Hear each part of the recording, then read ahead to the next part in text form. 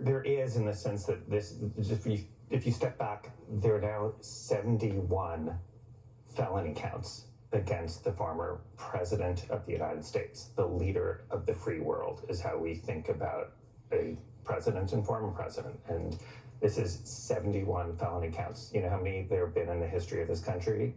But prior to this, 0.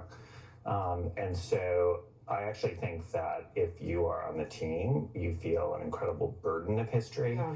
But there's a reason these are career prosecutors, and if you notice, a number of them have national security experience. And knowing that they have to do justice, they have to respect the rule of law, they have to respect due process of the defendant.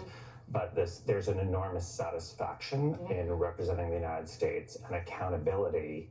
And there's been a lot of debate about whether this is a sad day or not a sad day. I think Jen Psaki, said it on Sunday, and I agree with her that it's not a sad day when you see the rule of law being vindicated. And I'm confident that is how the trial team here is looking at this.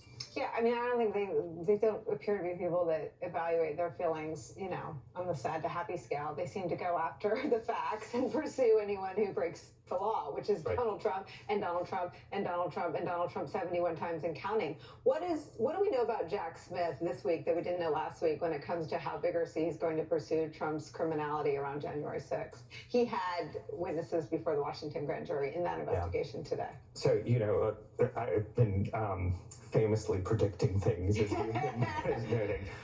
And what I would say is, if you look at the fact that Jack Smith is hard charging, if you look at the fact that the January 6th case, to my mind, and I think to his mind, is the most serious of the cases, and that's even after this documents case, which is incredibly serious because it's jeopardizing our national security. But the January 6th case goes to the heart of our democracy. If you look at the fact that numerous people who are much more junior foot soldiers have been prosecuted, and Donald Trump was leading that, and the fact that this current indictment is so meticulous and was prepared in relatively short order, and I have a good sense of how much it takes to put this together. I think there is no question that there will be a federal January 6th case. It would be brought in D.C. Against Trump? Against Trump, yes, for all the same reasons that this case is in Florida, which is that sort of the gravamen of the location. Where the crimes took place. Exactly, and for the same reason, not everything in the January 6th case took place in Washington, but the heart of it took place in Washington.